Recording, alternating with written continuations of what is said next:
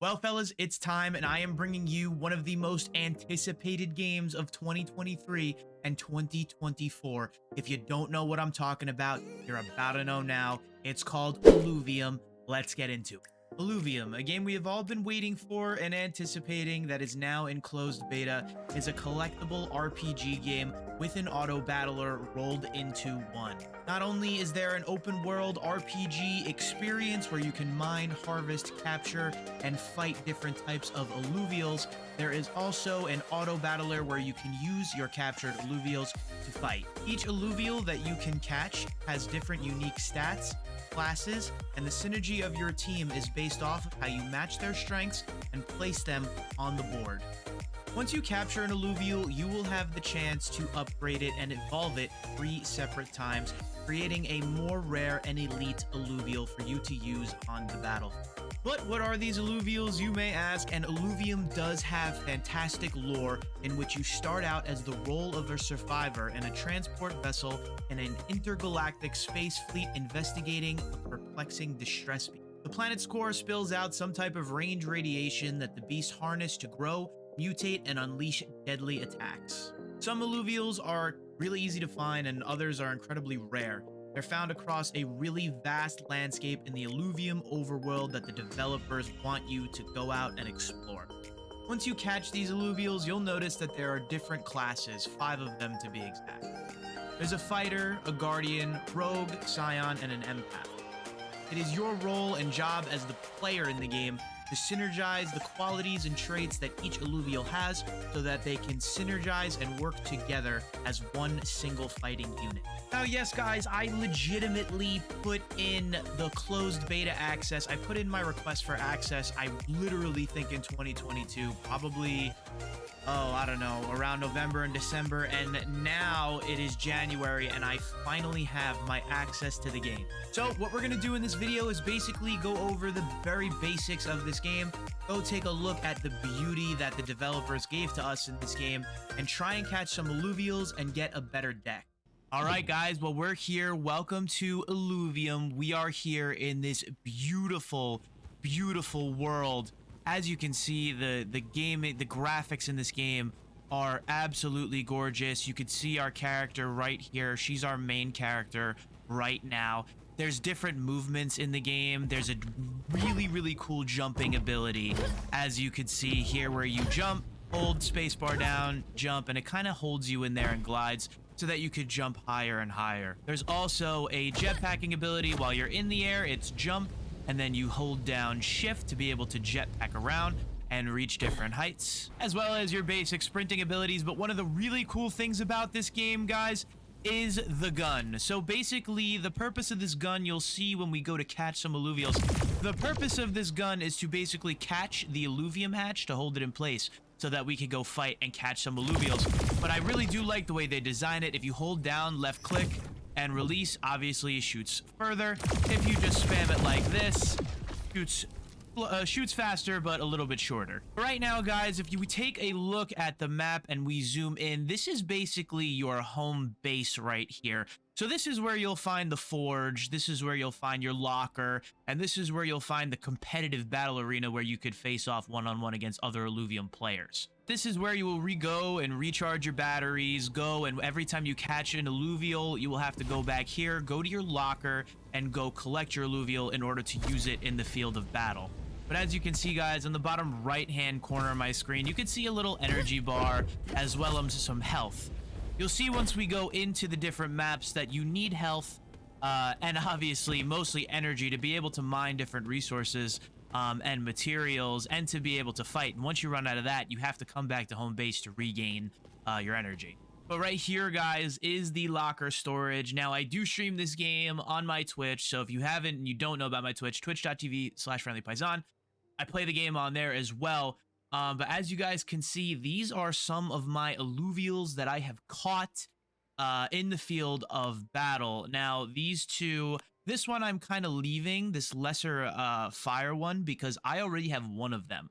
And as I said in the intro, when you gather 3, you'll be able to evolve those alluvials into an even more rare alluvial. So right now, I'm leaving him in the locker. I don't really need more of them. But actually, because I've been kind of getting my butt kicked in some of these alluvial battles, I'm actually going to withdraw him. And I'm going to withdraw this guy as well, this lesser Nager Graco. But what I did say, guys, is there are different types of alluvials that are here. The scions, physical alluvials, but they also have different subclasses. Like, as you can see here, this one's a nature subclass, and I believe there's nature, water, fire, and there might be one more. But I'll show you guys once we get into the auto battler, because I have a different realm and different diversity of alluvials, the different types. But as you can see here, there's a 3-tier level. This one is obviously a tier 1. You can see the different stats: health regen, agility, precision, as well as what nature type or water type it is right here. It gives you the whole list, the whole lot right here, as well as I truly think that these are really, really well designed characters. I think they're really cool and fun to look at.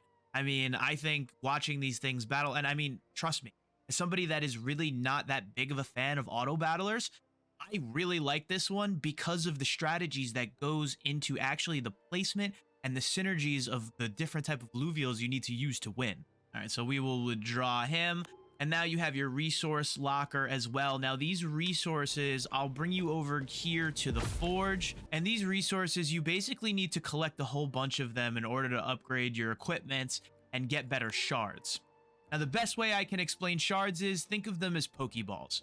You use your shards in order to capture the alluvials, and you need better shards to capture better alluvials. Makes sense. But also another super important thing, guys, is your drone and the toughness. The toughness of your drone is super important, because if an alluvial is also really, really strong, it could break your drone down and destroy your drone. So you basically need to go around and collect these resources in order to upgrade your drones, your shards, different augments for your character, for them to, because your character also fights in the auto battler. So different augments so that your character fights better in the auto battler, as well as different equipment upgrades to use in the overworld. And ornaments for that as well. I said ornaments, but I meant armaments. So as you can see, guys, I think I could pretty much afford a hybrid suit. So what we're going to do is we're going to forge this suit right now. We are going to confirm. And now it is in locker storage. So we will run back to our locker storage and equip this better suit, because we definitely are going to need it. And it's right there. Hybrid suit equipped and ready to go. So now we have some decent shards. We have our alluvials in our deck. Now let's head into a tier 0 and catch ourselves some alluvials so that we can eventually head into tier 1 and catch some more rare, stronger alluvials to battle with.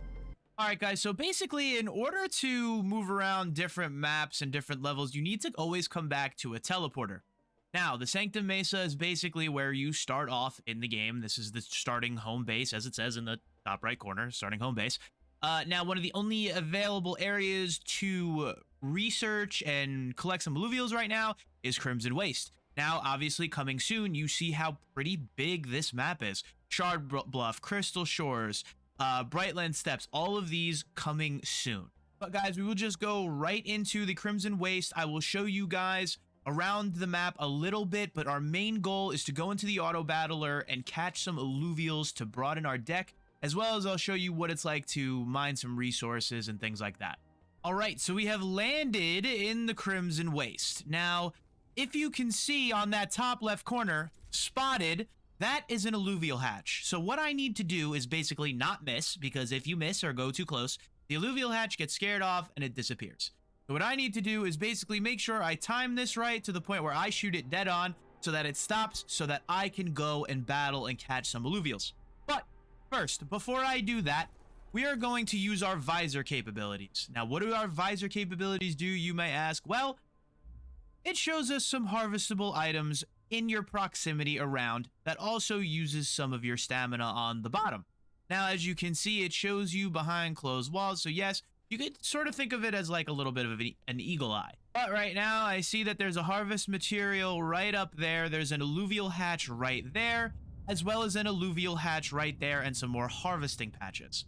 So the first thing I'm going to do before I do anything is to try and shoot these alluvial hatches down, because once you shoot them and have them down, they stay there. You can move on and go collect resources as you need and come back and fight the battle later. So the easiest way to do this, I would say, is to basically jump, and when you jump, hold down aim, fire because it slows down time. Now, as you can see, the alluvial hatchling stays there, and it gives me the opportunity to, if I get too close, it won't go away because it's caught. But basically, you need to come up here. Harvesting is very, very simple. You hold E to interact. Now, you can hold E to scan, but as you can see, it costs 20 energy, which I think it's a waste. You need whatever is from this rock anyway. So I just extract regardless. I wouldn't really waste your energy on that because you can use your energy on more important things like harvesting and battling. So as you can see at the bottom, it is telling me exactly what I am mining. It's going to go straight to my locker. And if you die, it doesn't matter. You keep everything. Don't worry about it. And you know, say to me, Paisan, how can you die? Well, I'll show you.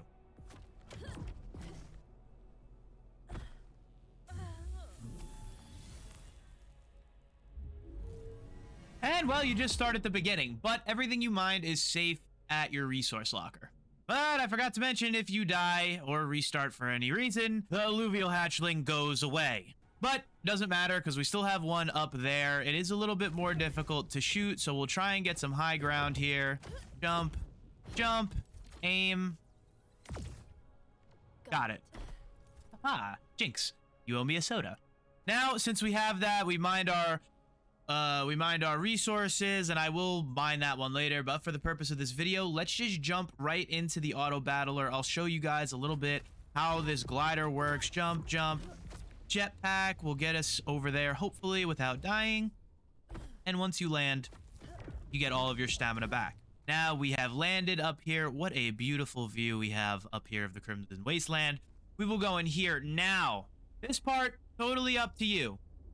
I personally just go in and fight, regardless if I win or lose. I need alluvials. It's stage 0 because I want to progress. But for future reference and for later rounds, you can hold E and scan it, and it will tell you which alluvials you are about to encounter.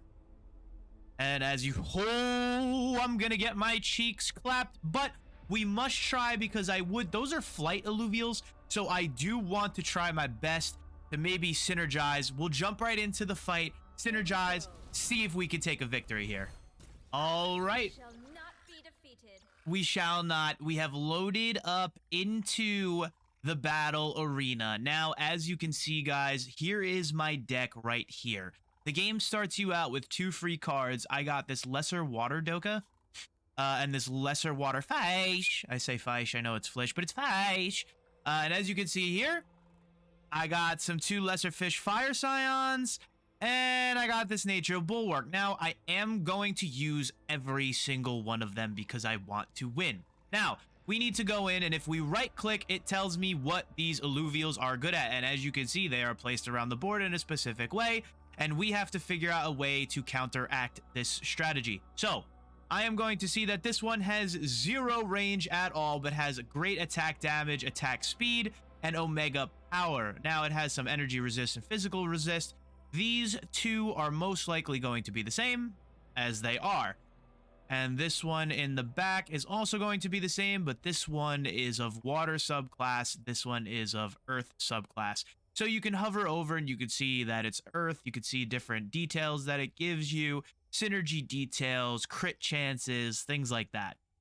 So let's try and figure out the best way to counteract this. Now, a vast majority, so 3 out of the 5 of my alluvials are distance alluvials. You basically want to place them on the board at a distance so they could do the most damage because up front won't really serve them well. A lot of these alluvials, though, they do have a strong chance of sneaking in behind you. So you do want to make sure that you place these alluvials at a point where they can protect you, because these ones that do physical damage, like the Lesser Nature Graco and the Lesser Water Doka, you kind of want them more up front in the battle, crossing over lines here, going 1v1, just in case if they do sneak around behind you, you have these distance ones to help protect you. Now, I know this Lesser Water one, so I think I'm going to put this Lesser Water one back here.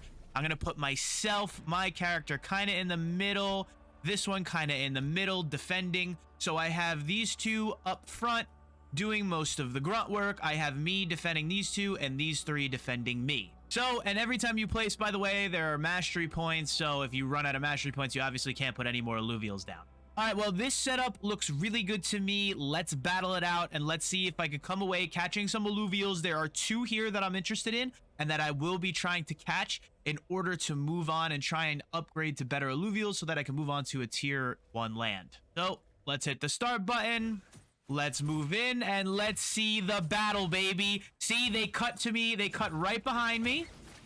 They cut right behind me. Oh, no, we're down, we're down, we're down. But we win, baby. Let's go. We conquered. We came. We saw. We conquered. The placements were correct. These alluvials are sneaky, man.